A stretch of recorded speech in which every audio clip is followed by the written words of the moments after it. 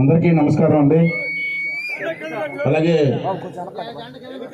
వేదిక మీద ఉన్న పెద్దలందరికీ కూడా పేరు పేరున నమస్కారం చేస్తున్నాను. ముందుగా ఈ గ్రామ సర్పంచ్ గారికి కూడా నా నమస్కారం అమ్మా. ప్రథమ పౌరురాళ్ళు తర్వాత మీ అందరం. మరి వేళ చాలా సంతోషంగా ఉంది నాకు. 7:30 ప్రాంతంలో వచ్చాం. మీ గర్జన చూసి ఆ మూర్ఖుడి తాలూకు ప్యాలెస్లో దగ్గరే 10 కిలోమీటర్లు ఉంటుంది ప్యాలెస్. ఊపు ఉంటుంది అక్కడ. నిద్ర పడుతుంది రాజకీయానికి, వాడికి నిద్ర పడదండి. మరి ఇప్పటికే ఆలస్యమైంది. మరి మీరు 10 నిమిషాలు మాట్లాడమంటారా, అరగంట మాట్లాడమంటారు?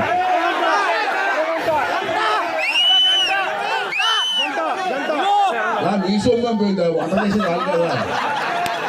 మీ సొమ్ము తిండి కట్టి చేస్తారు, వంట చేసి బాబు ఆడవాళ్ళు కదా. మీకు బాగుంది. ఓకే, అరగంట గంట మంత్రి కాదు నేను. అరగంట గంట అంటే అరగంట మంది గంట పంపలేదు. ఇవాళ చాలా ఇదినండి. ఇంత పెద్ద అయిన ఆ ప్రాస మాకు రాదు, కానీ ఏం చాతుర్యంగా మాట్లాడారండి. మీకు నమస్కారం.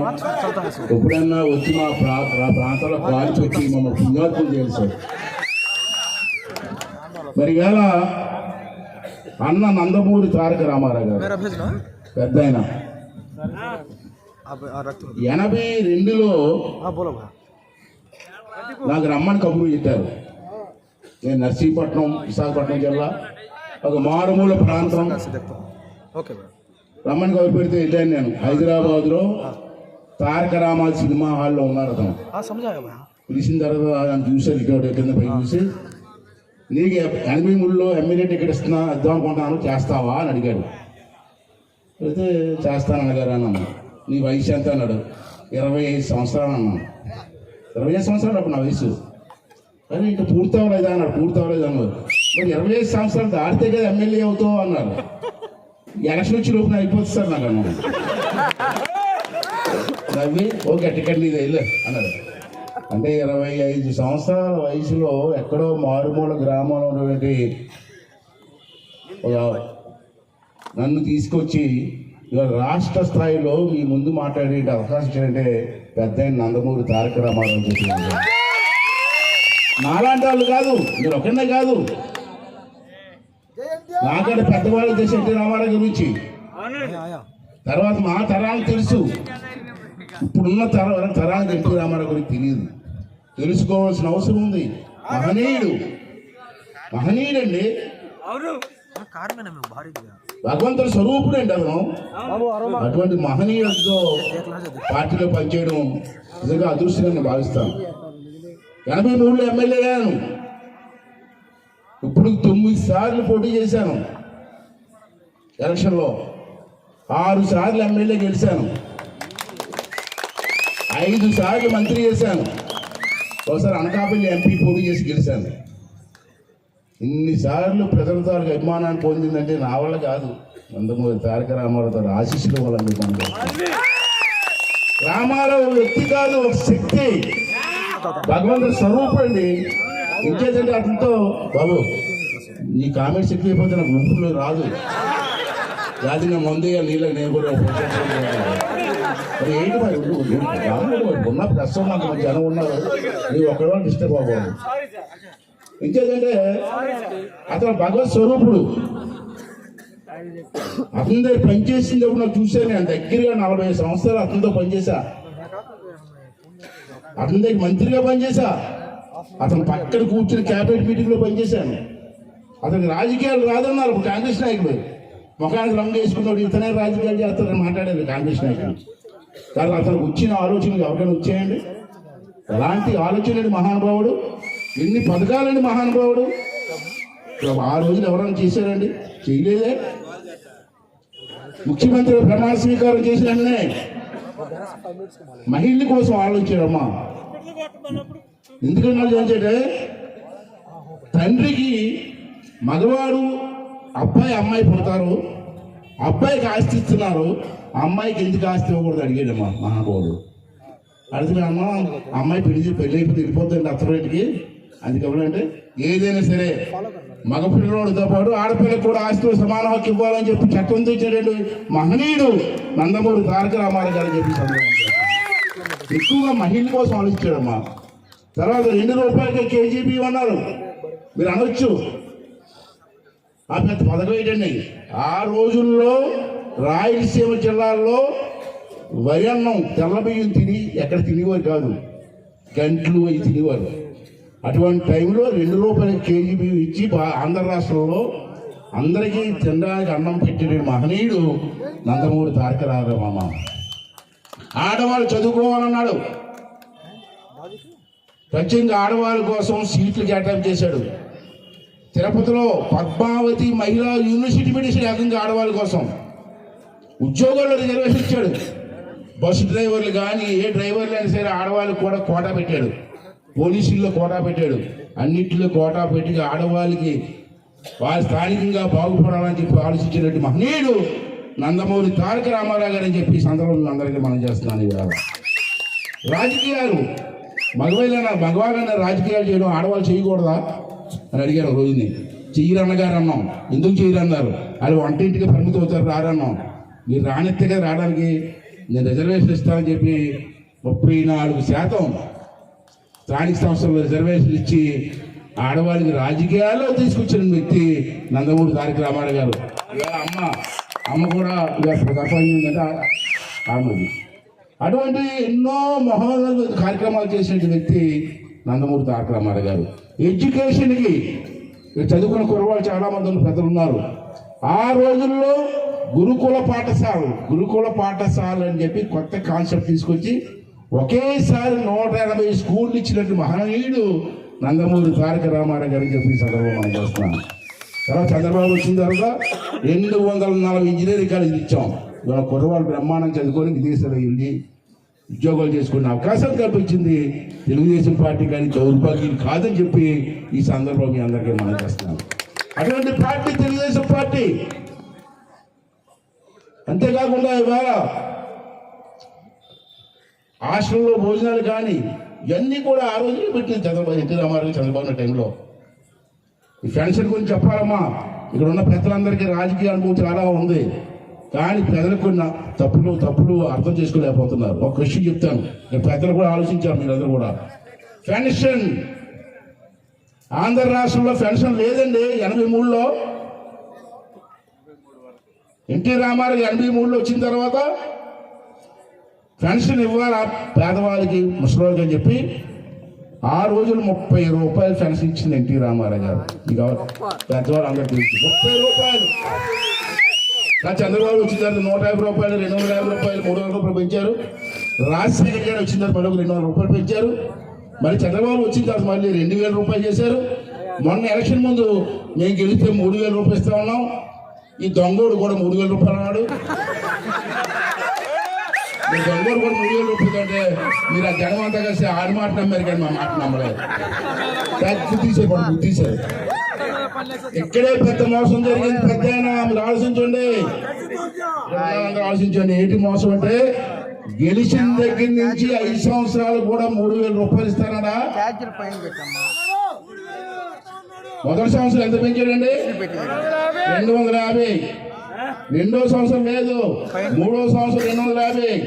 మొన్న మళ్ళీ 250. అంటే 2750 రూపాయలు ఇచ్చాడు. కానీ 250 రూపాయలు బొక్క అక్క. అంటే ఇవాళ బొమ్మడి పోతాం. ఎందుకు ఇవాళ ఎక్కడ తప్పు జరిగిందని ఎక్కడ తప్పు జరిగిందంటే ఆ రోజు మొదటి నుంచి ఫస్ట్ నుంచి 5 సంవత్సరాలు కూడా నెలకు 3000 రూపాయలు ఇస్తే మీకు అంత వస్తుందో మీకు ఇప్పుడు లెక్కేశారు. మీరు ఎగిరు ఎందుకు ఇస్తారు? మీరు ఎగిరు జనానికి అంత అవసరం ఏంటి? ఈవేళ ఆ రోజు నుంచి ఈ రోజు వరకు 250 ఇవ్వడం వల్ల ఒక్కొక్క పెన్షనర్స్ కి 19,000 రూపాయలు పక్క పెట్టాడు దొంగోడు. ఇంటికి లెక్కేసుకోండి.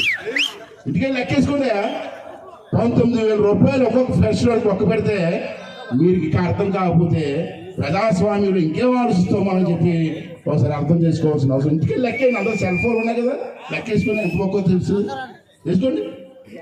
ఇది మోసం కాదమ్మా. ముసలి వాళ్ళని ఆడవాళ్ళని మోసం చేసినటువంటి ఈ దొంగనా కొడుకులని దొంగలా కొడుకులు అనకపోతే ఏమనాలా మనం? ఏమనాలా? ఒకసారి ఆలోచన చెయ్యండి. ఇంత పబ్లిక్ మోసం అండి. కుర్రోళ్ళందరికీ బాగా చదువుకున్న కుర్రోళ్ళందరికీ 6 లక్షల ఉద్యోగాలు ఇస్తారని చెప్పి ప్రతి జనవరి 1కి జాబ్ క్యాలెండర్ ఇస్తారని చెప్పి ఈ 3.5 సంవత్సరాలు ఎన్ని ఉద్యోగాలు ఇచ్చావు నువ్వు? ఎన్ని జాబ్ క్యాలెండర్లు ఇచ్చావరా దొంగలారా అని చెప్పి అడిగితే సమాధానం ఏం చెప్తారు అడుగుతున్నాయి ఇవాళ. నేను ఇవాళ చూశారు ఉద్యోగాలు రావాలంటే మనం వచ్చేస్తే అమ్మా కంపెనీలు రావాలా, ఫ్యాక్టరీలు రావాలా. ఎక్కడ ఉన్నాయి ఫ్యాక్టరీలు? ఉన్న ఫ్యాక్టరీలు పోయి సాఫ్ట్వేర్ కంపెనీ పోయింది ఈ రాష్ట్రం నుంచి పోయాయి. హార్డ్వేర్ కంపెనీలు పోయాయి. ఆఖరి అండర్వేర్ కంపెనీలు కూడా పోయాయి. అండర్వేర్ కంపెనీ మీకు అర్థమైందా? లోపల డ్రాయర్లు అండి, లోపల బనీళ్ళు అండి. ఆ కంపెనీ పేరు చేసి మీకు జాకీ కంపెనీ అని 43,000 కోట్లు పెట్టుబడితో మన రాష్ట్రం వస్తే ఈ దొంగోళ్ళకి భయపడి వీళ్ళు అడిగిన లంచాలు ఇవ్వలేక తెలంగాణ పోతే అక్కడ కేటీఆర్ గారు ఏమో భూమి ఇచ్చి ఆ కంపెనీ లాగేసుకున్నాడు. చాటకాడ సవట్లారా మీరేం చేస్తారా? ఇక్కడ ఉండేది అడుగుతాను ఇవాళ నేను. సవటలు కాబట్టి పని పడదండి. హార్డ్వేర్ పోయి, సాఫ్ట్వేర్ పోయి, అండర్వేర్ పోతాయి. ఉద్యోగాలు ఏమవుతాయి? జగన్మోహన్ రెడ్డి ఉద్యోగాలే. జగన్మోహన్ రెడ్డి అంటే చేపలు కొట్టు పెట్టుకో, మాంసం కొట్టు పెట్టుకుంటాడా? ఇదేండి మాస్టర్లు ఎవరు ఉన్నారండి? టీచర్స్ ఎవరు ఉన్నారు ఇక్కడ? చేయలేత ఉంటే అమ్మా ఈ టీచర్స్ అండి ఎలక్షన్ ముందు కుడి చేతితో ఎడమ చేతి తగ్గు తీశారండి. తగ్గు తీశారు. ఏంటంటే సిపిఎస్ రద్దు. నేను మరి మంత్రిగా ఉన్నాను. మంత్రిగా ఉన్నప్పుడు నా దగ్గర వచ్చే టీచర్స్ అందరూ అయ్యన్ పాత్రి గారు సిపిఎస్ రద్దు చేయాలని మీరు చంద్రబాబు గారు తీసుకెళ్ళమన్నారు. నేను చెప్పాను, ఆ రోజు చెప్పాను. నా మాట ఏంటండి, సిపిఎస్ మా చేతులు లేదు, కేంద్ర ప్రభుత్వం చేయాలని చెప్పాను. మా మాట అంటే కదా అనలేదు. ఈ దుర్మార్గుడి దగ్గరికి వెళ్ళారు అందరూ. ఈడేమన్నాడు, గెలిచిన వారం రోజుల్లో సిపిఎస్ రద్దు అన్నాడు.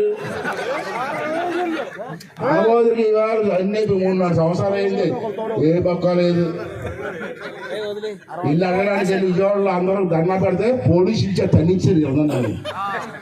ఇప్పుడు మళ్ళీ అదే మేషన్ టీచర్స్ వస్తారు, సార్ ఈసారి మీకు గుర్తేస్తామండి, మీకు గుర్తేస్తాం అంటారు.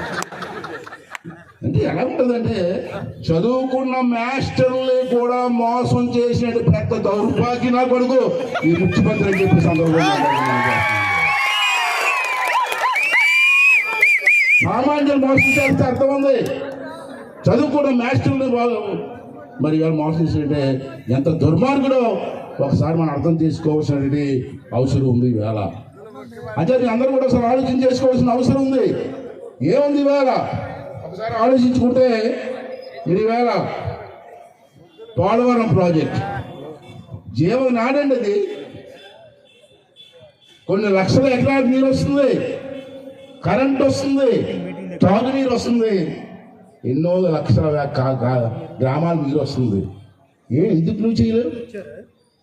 ఎందుకు ప్రధానమంత్రి దగ్గరికి వెళ్ళి అడగలేకపోతున్నావు? నేను ఈవేళ ఈ మీటింగ్ ద్వారా ప్రధానమంత్రి గారిని కూడా అడుగుతున్నాను. ఏమయ్యా ప్రధానమంత్రి, ఎక్కడున్నావా? రావా ఒకసారికి. నీ చేతుల మీదుగా పునాదేశం గుర్తుందా నీకు? ప్రధానమంత్రి పెద్ద హీరోలకు చెంపు ఒకటి, ఈ చెంపు ఒకటి, ఈ చెంపు ఒకటి తీసుకొచ్చి ఇచ్చావు. ఒక చెంపుతో నీరట, ఒక చెంపుతో మట్టి తీసుకొచ్చి ఇచ్చావు. ఆ రోజుని జగన్ బట్టి అది రికార్డు ఒకటే కొంచెం శంకితామం చేసావు. ఏమైంది పోలవరం? చెప్పు ప్రధానమంత్రి, ఆంధ్ర రాష్ట్ర ప్రధానమంత్రి కాదా నువ్వు? సమాధానం చెప్పాల్సిన అవసరం లేదా? మరి ఒక పెద్ద హామీ అండి ఆ రోజు ఎలక్షన్లో, మీరందరూ కలిసి నాకు ఓట్లేసి ఎంపీలు గెలిపించండి, ప్రత్యేక హోదా తీసుకొచ్చేస్తాను. ఎవరి ప్రధానమంత్రి గారు మెడలు ఉంచి తెచ్చేస్తాడు. మనం తగ్గేసేసాం. ఇప్పటికి 14 సార్లు 16 సార్లు ఇదే ముఖ్యమంత్రి గారు స్పెషల్ ఫ్లైట్ వేసుకొని ఢిల్లీ వెళ్ళాడు. ఢిల్లీ వెళ్ళినప్పుడు ఏం చేద్దాం అడుగుతాను నేను, కొంచెం రాజకీయ ఇంట్రెస్ట్ కదా మాకు. ఢిల్లీ వెళ్ళి ఏం చేశాడు లోపలంటే వెనకాల 80 కూడా ఉంటాడు, ఎవడో విజయసాయి రెడ్డి అని తమ్ముడు, ఆ పెద్ద తమ్ముడు రాడు, 82 కూడా ఒకడు, ఈ పెద్ద తమ్ముడు ఈ వాళ్ళు ఒకడు, ఇద్దరు వెళ్తారట. ఆ ద్వారం దగ్గరికి వెళ్తారట, 80 ఉండిపోతారట, 80 పక్కకు వెళ్తారట. ఏ వాళ్ళు ఒకటే లోపలికి వెళ్తారట, తలుపులు మూసేస్తారట. తలుపులు మూసినే 20 నిమిషాల తర్వాత మరి బయటకు వస్తారండి. సాధారణంగా ఒక ముఖ్యమంత్రి ప్రధానమంత్రి కలిస్తే వచ్చిన ప్రెస్ మీట్ పెట్టాలా, ఎందుకు కలిసాను, ఏం మాట్లాడాను చెప్పాలి. ప్రెస్కి ఏమి చెప్పండి మన ఎక్కువ చెప్తాడండి. నేను అందుకే అడిగాను మొన్న, నువ్వు లోపలికి వెళ్ళి 2 నిమిషాలు ఉన్నా కదా, కాలు పిసికేస్తున్నావా ఇంకేమైనా పిసికేస్తున్నావా, ఎందుకు వెళ్ళావు ఢిల్లీ? నేను 20 నిమిషాలు గదిలో కూర్చొని ఇద్దరు ఏం చేసుకున్నారు నాకు అర్థం కాదు. మనం కూడా ఆలోచించాలి కదా, లోపల ఏం మాట్లాడిస్తారు మీ ఇద్దరు? పోలవరం గురించి మాట్లాడారా, స్పెషల్ స్టాటస్ గురించి మాట్లాడారా, రాష్ట్రం గురించి మాట్లాడారా, రాష్ట్రం అప్పుల గురించి మాట్లాడారా? ఎప్పుడన్నా మనం ఆలోచించావా? అమరావతి ఏంటంటే గుర్తుందా లేదా? మళ్ళీ మళ్ళీ 43 మంది సలహాదారులు సంకరాగడానికి, ఇది మరి ఎవరు చెప్తే వెండో తోచదు. మరి 43 మంది సలహాదారులు అట, ఒక్కొక్కడికి 5 లక్షల రూపాయలు జీతం అట. వాళ్ళే సలహాలు ఇస్తారో తెలియదు, ఈడేదో ఆలోచిస్తారో తెలియట్లేదు నాకు. ఇవన్నీ కూడా అర్థం చేసుకోదండి. 3 రాజధానులు అంటే తొక్కలాట నా కొడుకులు, తొక్కలాట కొడుకు కాబట్టి 3 రాజధానులు అండి. భారతదేశంలో కాదు ప్రపంచంలో ఎక్కడైనా 3 రాజధానులు ఉందా? ఎక్కడ సంస్థలు ఉందట. ఏమంటారు తొక్కలా కాకపోతే ఏమంటామండి? ఇదండి పరిపాలన విధానం. బుద్ధుండదండి, తెలియకపోతే తెలుసుకోవా, 10 మందితో మాట్లాడి ఇష్టం చేసేస్తావా ఏంటి? నీకు అర్థం కాదు. ఇలా సామాన్య ప్రజలు బతికి పరిస్తుందా? అమ్మ మీ ఆడవాళ్ళు చెప్పాలా, నిత్యావసర వస్తువుల ధరలు పెరగలేదా, నూనె డబ్బా పెరగలేదా, గ్యాస్ సిలిండర్ పెరగలేదా, పెట్రోల్ రేట్ పెరగలేదా, డీజిల్ రేటు పెరగలేదా? మరి అంటే సగనాలుతారని అందరూ. పక్క రాష్ట్రంలో తమిళనాడులో పెట్రోల్ ధర 15 రూపాయలు తక్కువ, అక్కడ పక్కన ఉన్నటువంటి తెలంగాణలో 15 రూపాయలు తక్కువ, పక్కన ఉన్నటువంటి కర్ణాటకలో 10 రూపాయలు తక్కువ, ఇక్కడి నుంచి 10 రూపాయలు ఎక్కువ. ఇదే పరిపాలన పక్కన ముఖ్యమంత్రి చేయట్లేదా? ఒకసారి ఆలోచన చేయాల్సిన అవసరం ఉందా? సిమెంట్ బస్తాకి 20 రూపాయలు ఎక్కువ మన రాష్ట్రంలో, పక్క రాష్ట్రంలో 20 రూపాయలు తక్కువ. ఏమ్మా ఇక్కడ 20 రూపాయలు ఎందుకమ్మా చెప్పమ్మా? అది ఏ ట్యాక్స్ కాదమ్మా, భారతీయ సిమెంట్. ఎవరి భారతి? ఈ ముఖ్యమంత్రి గారు ముద్దుల పెళ్ళాం, ముఖ్యమంత్రి గారు ముద్దుల పెళ్ళాం భారతీయ గారి పేరు మీద సంస్థ సిమెంట్ ఫ్యాక్టరీలో 20 రూపాయలు ఎక్కువ అమ్ముతూ అంటే ఇదమ్మా ప్రజల మీద 20 రూపాయలు తగ్గించలేమో తల్లి? ఇదమ్మా మీ పరిపాలన? ఇది మేము అడగకూడదమ్మా. అడిగితే మనం కేసు పెడతారా? మీరు ఎందుకు కేసు పెడతారండి? ఎందుకు కేసు పెడతారు? మీరు తప్పడిగామా? ప్రజాస్వామ్యంలో తప్పు జరుగుతున్నప్పుడు తప్పు అని చెప్పే బాధ్యత ప్రతిపక్ష నాయకుడిగా మాకు ఉందా లేదని చెప్పి ఒకసారి అర్థం చేసుకోవాల్సిన అవసరం ఉంది. ఇందా మాకు చెప్పాడు నరేంద్ర గారు, నరేంద్ర గారు చెప్పారు బాలకృష్ణ సినిమా గురించి. నిజమే, ఎన్టీ రామారావు గారి పేరు మీద హెల్త్ యూనివర్సిటీ పెడితే నీకు అధికారం ఉంది కాబట్టి పేరు మార్చేద్దావా? పేరు మార్చేసినంత సంతృప్తి మాత్రాన చరిత్ర మార్చగలరా? భోజనీకిన్నారా?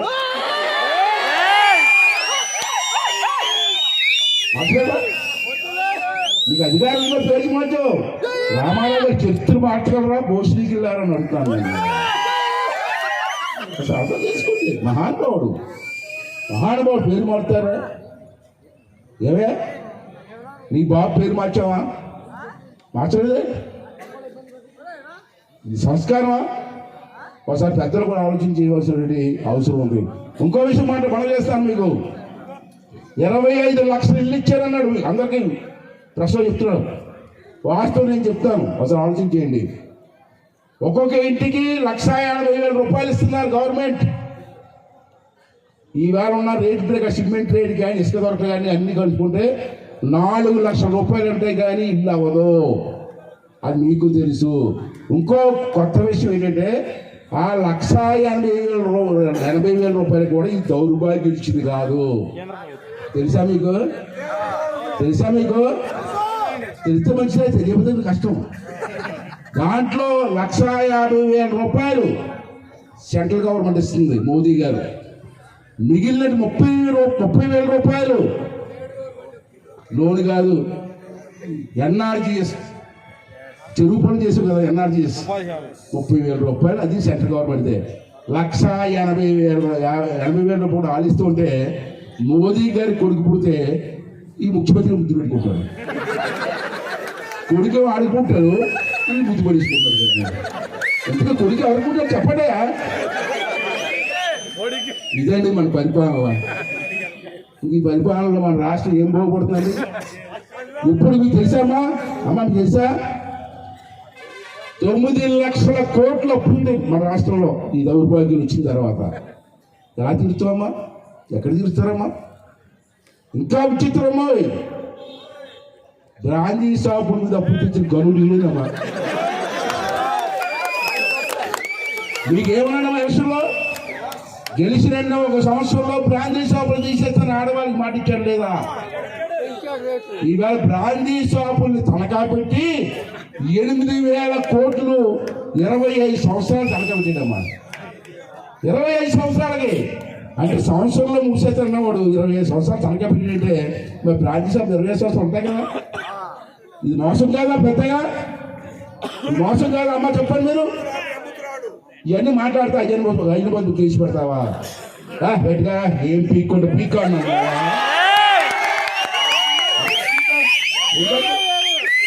నేను తప్పు పని చేశానా? దొంగ పని చేశానా? రొంక పని చేశానా? నేనేమన్నా నేను ఎందుకు భయపడాను అడుగుతాను. ఈవేళ ఈ రాష్ట్రం కోసం మాట్లాడతాం, నువ్వు చేసే అన్యాయం గురించి మాట్లాడతాం. ఇక పోలీసులు కూడా వాళ్ళు కూడా అడుగుతాను. ఈవేళ చట్టం ఉందయ్యా, చట్ట ప్రకారం వెళ్ళండి అయ్యా. నేను ఈవేళ ఈ స్టేజ్ మీద ఎన్టీ రామారావు గారి దగ్గర ఓపెన్ చేసి పవిత్రమైన స్టేజ్ మీద మాట్లాడుతున్నాను. ఇంకా 8 నెలలు చంద్రబాబు నాయుడు ముఖ్యమంత్రి అవుతున్నారు, దాంట్లో అనుమానం లేదు.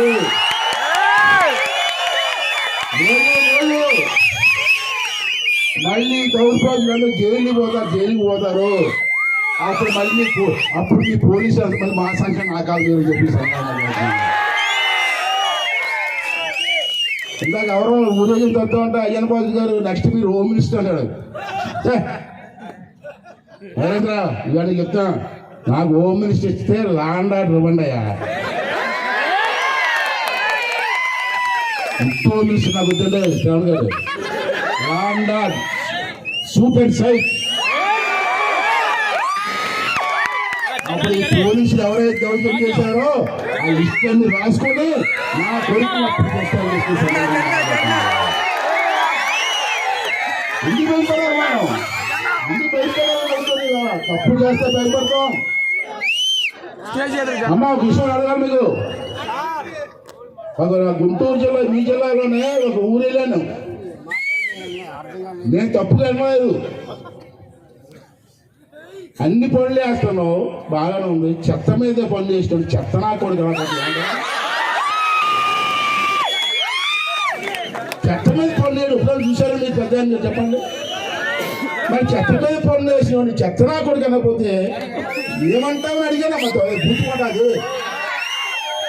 దానికోసం అని చెప్పి ఆమె 2-3 కేసులు పిలిచారమ్మా. ఉందమ్మా ఈ ప్రెస్ వాళ్ళమ్మా, ప్రెస్ వాళ్ళు అంటారు అయ్యారు 10 బూతులు మాట్లాడుతుంది. ఎప్పుడు బూతులు మాట్లాడమ్మా తప్పు. అదో సంసారం ఉంది, 10 పిల్లలు ఉన్నారు.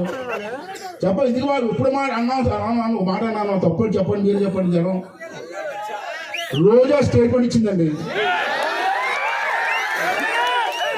నేను అన్నది రావడానికి బాబు తీసుకోండి, ఒకసారి తీసుకోండి. మళ్ళీ మీరు అన్నాను ఆవిడ ఏ స్టేట్మెంట్ ఇచ్చిందండి? అయ్యన్న పోతులు మగవాడు కాదు అంది. అయ్యన్న పోతులు మగవాడు కాదు అన్నవాడికి గుంటూరు జిల్లానే పల్నాడా ఆవిడ వెళ్ళాను. నష్టపడి ఏదో ప్రశ్నలు అడిగేది నన్ను, సార్ మిమ్మల్ని మగవాడు కాదండి అంటే, నేను మగవాడిని కాదు అవును ఆవిడకి ఎలా తెలుసు, నేను మగవాడిని కాదు అవునా ఆవిడకే తెలుసండి, ఒకసారి చూస్తే తెలుస్తుంది.